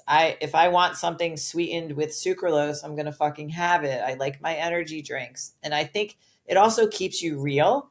I've commented on when coaches post their food and they're like grass-fed beef with blah, blah, blah, blah, blah. And I'm like, why must we say it's grass-fed? Why can't we just say you're having a steak? Like, why do we have this? And I don't think it's meant to be an elitist attitude, but I'm like, sometimes people need to pick and choose. If they're investing in us for coaching, maybe buying conventional beef is a better option for them financially. And quite honestly, the quality of beef in America, unless you know the farmer, unless you're ordering high quality online, if you go to the grocery store and you order like Purdue ground chicken, you're not going to die. It's going to be okay. Stuff like that. I feel like it's a lot easier to change someone's religion than it is their opinion on food. And I do have guys that like they won't have like the ginger that comes with sushi because it has dextrose in it. And I'm like, all right, that's fine. I'm not going to judge you. I will never enforce my opinion on somebody. Right. If they have a certain way they want to eat, like let's make that work. Veganism's a whole nother story. I won't comment, but if people are tied to, I need to have my vegetables, that's great. Like, good. If you can't handle them, I'm not going to force you to eat them. So like you said, it's different for everybody, but I will say umbrella, like, we tend to err on the side of lower fat, higher carb, and higher carb is different for everyone. Mm-hmm. For me, I would say like 200 grams a day is probably like a good high to moderate for me. Right. Some of my guys have to be 300 plus. Some guys did not gain weight until they were 600 plus. And that's where you can't get that from sweet potatoes and rice. You have to use honey and cereal and things that are just quick and easy. So it depends on the person. If they're cutting and bulking and all that stuff, like ground beef is going to be more digestible than a steak. So stuff like that, I think it's just this whole dogmatic attitude with food is dangerous if you're with a coach that really forces you to do something a certain way. Like there are coaches that are like, you must buy grass-fed beef and wild caught this and whatever. And I eat a lot of sushi, a lot of sashimi, because it's easy to track when you're out. If you're ordering like nigiri and sashimi, the rolls that have like 20 things in them, I don't know. Right. That's cool. I'm always curious to compare and contrast, like, especially with colleagues or people that are really well put together. I'm going to tell you like how crazy that I am compared to you. So when I travel, I will not travel without a place with a kitchen. And the first thing we do when we get off a plane before we check in is go to the grocery store. And I will bring like my own fucking pan sometimes so I can cook properly. And I just like don't eat out. I will literally buy my wife like dinners that she wants, and we'll pick them up, or I'll go sit with her and let her eat, and I won't do it. And so, but I have done what you've done before, and people do need to realize this. I've gone to restaurants and been the oddball and said, you either steam it or I don't want it. And I'm spending a lot of fucking money in here. Otherwise, get me the manager. You know, like I don't care. But opposite of you, I have about 12 to 14 servings of vegetables a day. So what my wife does is every day she takes eight peppers, bell peppers, 2 whole zucchinis, a box of mushrooms, a whole onion, and makes it all. And I snack on it all day long. Okay. Like throughout the day. And then, I can't live without like oats every night, and peanut butter. And cause I don't eat a ton of fats, I get it from like peanut butter and walnuts, but I do get the carbs from like the oats and like the vegetables. And then I do eggs or egg whites. And I'm not vegan by any stretch of the imagination, but I really don't even eat meat anymore just because I've followed this for so long, and I'm not against it. I would love to eat some fucking Fruit Loops, like, you know what, or whatever. I just don't.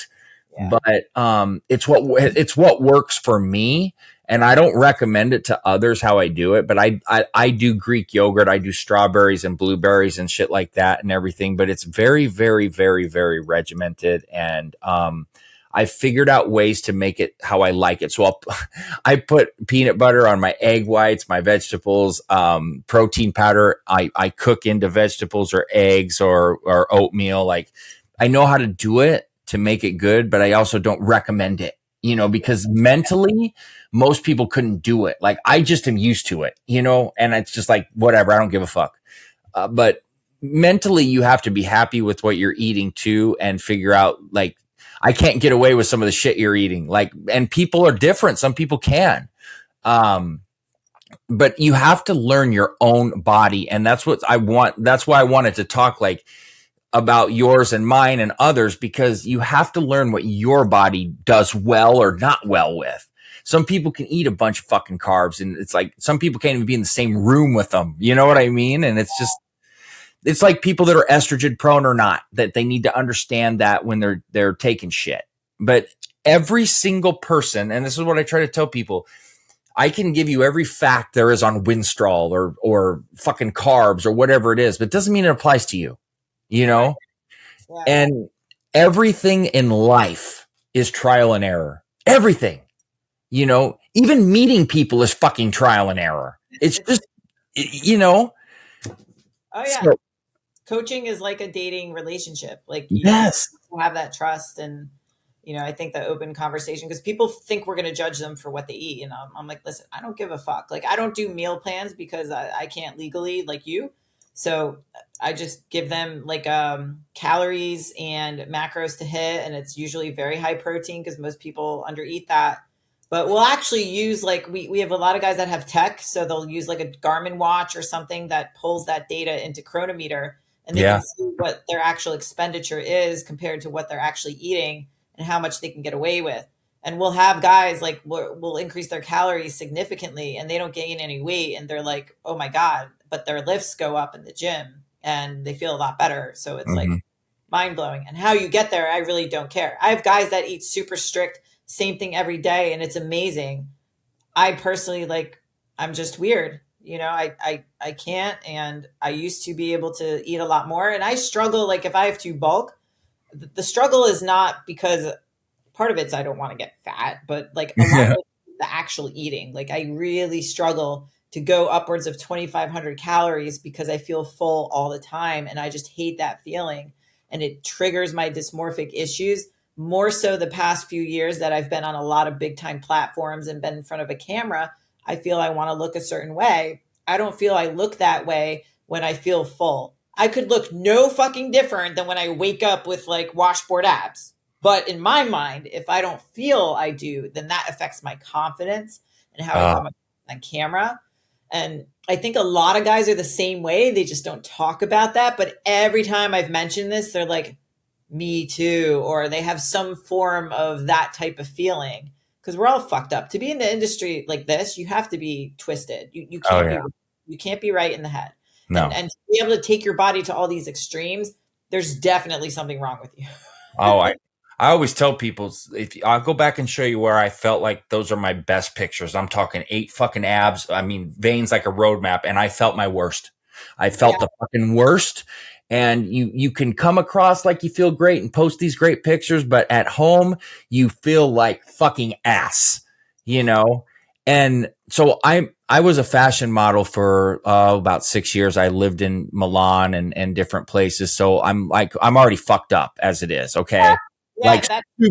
Super fucked up. And I'll admit it.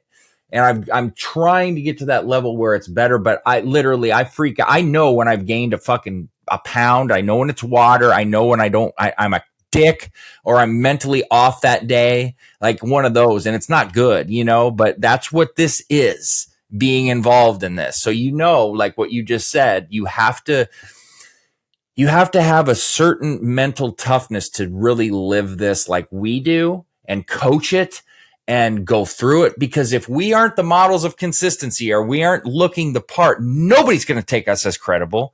And mentally anyway, we're probably not going to think of ourselves as credible, right? I mean, this is a mental fuck all being involved in this. And I don't think people realize just how much mental toughness that you have to have and thick skin. Oh yeah. Because you'll be ripped apart no matter what. I mean, you were saying that people say that like you're not that big. And again, that's the same as somebody saying to someone else, you're pretty fat. So like, okay, so how do we appeal or how do we appease these people? Do we change who we are? No. For me, like I asked one of my male clients, I was like, why do you trust me? And he's one of my poster boys for how a lot of our clients want to look. He's like, because you're jacked. He's like, you look the part.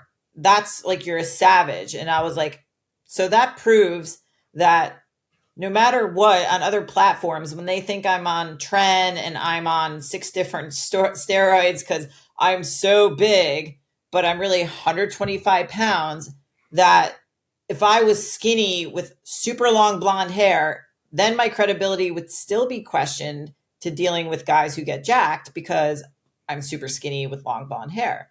So it doesn't matter what you look like. Someone's going to find a reason to tear you apart for it. Right. So can you produce the result that they want? And are you actually living what you're preaching, which I think is very important. And like you said, that gets debated a lot because people are like, well, you don't have to look the part. Maybe if you don't look the part currently for a medical reason, God forbid, or you're in an off season or whatever, but have you shown that you can, and have you proven the proficiency that you can get yourself and somebody else there? Because I think that provides all the proof that you need in the world and the social proof from all the people that you work with. I agree. And I'm a results driven and oriented individual. I want the fucking results. And I understand there's different ideologies, there's different methods, and there's different circumstances and or goals. And it's kind of like I always tell people, look, I don't know everything. I think I know a lot, but there's multiple ways to do this. And, I feel like I've given the results to most everybody, and I'm proving it on myself, which we can go back and look at. But everybody, hey, it's always to each their own, and you go with what you're comfortable with and what you feel like when you're talking to somebody. I have a feeling you and I feel this the exact same way. You can tell very quickly who's full of shit and who you can kind of trust or kind of lean on a little bit for information. Yeah. And there's like-minded individuals, and, that's why you and I converse so well. And maybe there's not. And it's like, okay, let them stay in their lane and do what they do. This is how we do it, and you either fucking like it or you don't. Yeah. Yeah.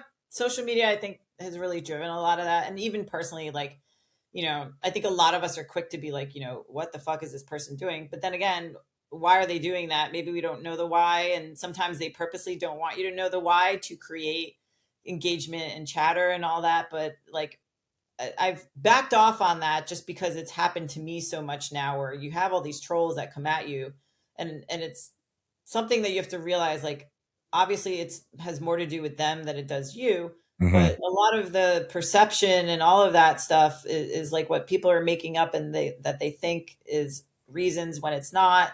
And having the empathy for people that really struggle and like get bullied and stuff like that. Now I'm like, all right, cool. Maybe I won't be like so harsh on like certain people.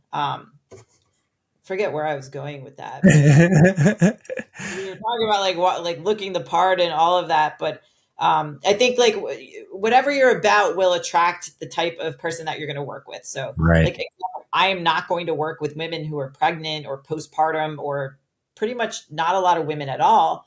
The women we do have in our coaching, because we do work with some, are like killers. Like they're very high level, very driven. They have a higher training age, stuff like that. The guys that we work with, like, they're not morbidly obese where they need more habit stuff. Like, there's plenty of coaches for that. There's plenty of coaches to go around. So I think aligning with your values and what you're about, and, people will kind of flock to you. And if not, they can subscribe, and that's cool. That's right.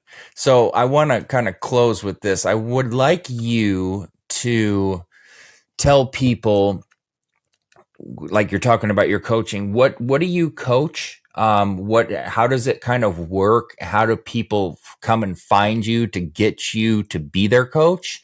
And what kind of goes along in the process? Like, what do you offer? What do you do? And, do you have requirements, things like that?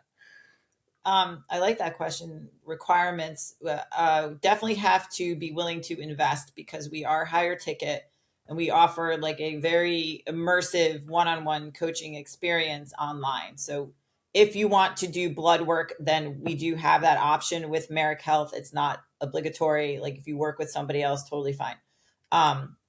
We do offer complete nutrition coaching. So that matches the training. We don't do just nutrition coaching or just training, because we like to match the two, because the level of proficiency and technical aspect of it is a little bit higher, because we have guys that maybe tried to get shreddy but didn't do it the right way and then want to get like single digit body fat, or we have guys that are like 20-25%, not eating enough, training the wrong way, stuff like that. So it does require a higher level of communication. So we pretty much communicate with our clients on the daily, and we just deliver the product. And so if you're interested in that, the link in my Instagram bio at the Ali Gilbert, ALI, there is a link to apply for coaching. And then that will prompt a Zoom call, and we'll talk through the process and just make sure we're a right fit for each other and that this is what you want. And you'll work with both myself and one of my 3 coaches. So you get 2 of us, not just me. I don't do so much coaching anymore because I'm working on the business, not so much in it. Right. All my coaches are in their 40s, Brian's 50. They've been doing it for over 20 years. They've worked both in person and online. So they have a very high level of experience. So pretty much that's what it looks like. And then if you do want to go through blood work, then that gets taken care of through Merrick, where you get paired with one of the providers there. And then obviously through HIPAA and everything, if you guys are like, hey, Allie, I want to send you my labs, that's up to you. I don't have access to anything unless you send it to me or you want me a part of it. And then we all work together to be able to produce an optimal experience. And that's our one-on-one coaching. Next week, actually, I'm launching our group coaching option, which is nicknamed GPP for TRT, or General Physical Prep for TRT. And it's kind of the continuum that I described earlier, where we start guys to strip the body fat off, and then they slowly graduate to getting leaner, more jacked, eating more carbs, all those things. And so that's going to be more of my lower level offer for those who maybe aren't ready to commit or financially can't commit to the one-on-one coaching. Sure. For the group coaching. And that will launch December 1st, but we do have an interest list for that, and they will receive that access earlier. And that's also in my bio on IG. And awesome. If they're interested in the Silverback Summit, I think we have an interest list on my bio as well, but obviously it's like all over my social media. So just slide in the DMs. I answer all my own DMs. So awesome. That's cool. And that's, for some people, the group is probably a good start, and that'll get them mentally ready for the private. But any kind of coaching is a good start, especially, and getting with somebody credible like yourself, and to have that hands-on type of coaching. It's not, look, there's a lot of coaches out there, but there's not many coaches that actually coach you to where they're hands-on with you, and because a real coach can't have millions and millions of clients. You just can't do it, because you can't be hands-on with somebody, and you can't have the actual care or the understanding of each person. That's why I'll always have to limit how many people I take, and I charge a lot more, but what you get for it is actually I'm probably screwing myself over, but you get what you pay for in life, right? And if you want somebody like you, you got to be dedicated. Nobody's going to do it for you. I always tell people, I'll give you the tools, but you got to use the fucking tools, right? Yeah,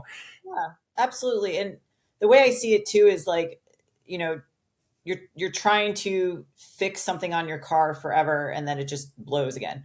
Or you're trying to find the right program, find the right diet, like all that time is money too. All that time spent, and the frustration, and all of that gets saved if you just hire a professional. And then you don't have to worry about it. It's like outsourcing. I outsource my fitness and my nutrition to Luke. I don't have to think about my program. I don't have to think about like, all right, what's my next move diet wise? Like, he's got it all mapped out. I have a business coach. I don't have to think about what I'm doing next for my business. Like, there's a reason why you want those people in your lives. That way, that investment with both of them is going to just save me time, money, and energy, and help me be more productive in the areas that I need work in. I don't cook, so I have meal prep with nutrition solutions. I don't like cleaning my house, so I hired somebody to clean it for me. That saves me time that I can work on my business. I love it. You and I think so alike. It's so fun. That's what I always say. I don't leave it to the people that know it. That's why people will say to me, I can't believe how well you follow directions. And I'm like, because I wish everybody fucking did that. Like the people that I coach. And if I want things done, if you tell me to do something and you're a professional, when I hang up the phone with you, guess what? It's like when I bought houses, the loan originators will be like, we would kill to work with somebody like you every day, because I'll hang up and send them the shit. Well, because I want the fucking house, like, I'll never understand that, but hey, it is what it is. People, you get out what you put in, right? So, well, I could probably go on for 5 hours on this with you. This is awesome. I was like, holy shit, it's 6:15 already. I know. We're probably going to have to do another one of these when you have some time, because I have a feeling this is going to be a huge hit. Would you kind of, before we get off, tell people where they can follow you. Maybe tell them, and I'll link all of this in my descriptions as I do, but tell people your main places of social media and how they could get in touch with you or contact you. You can find me on Facebook, but honestly, the best place is Instagram at the Allie Gilbert. Literally, that's where I live. All my content lives. All my links live. I just like to keep it simple. Just go there. I'm on TikTok. I'm on Twitter. I don't really do anything with it. So right. Awesome. Okay, sweet. Well, like I said, first woman on my podcast. I absolutely appreciate it. That's right. Yeah. Golden award for that one. But I really, really appreciate the time. This has been stuff like this is so fun for me, and it will be for the audience, but I'm going to be selfish and say this was a super blast for me. And I really appreciate your time. I can't thank you enough. And like I said, this was absolutely awesome and certainly enlightening. Awesome. Thank you, Dylan. Thank you so much. All right, everybody. Thank you for watching. Stay tuned for plenty more to come. Dylan Gemelli and Allie Gilbert signing off.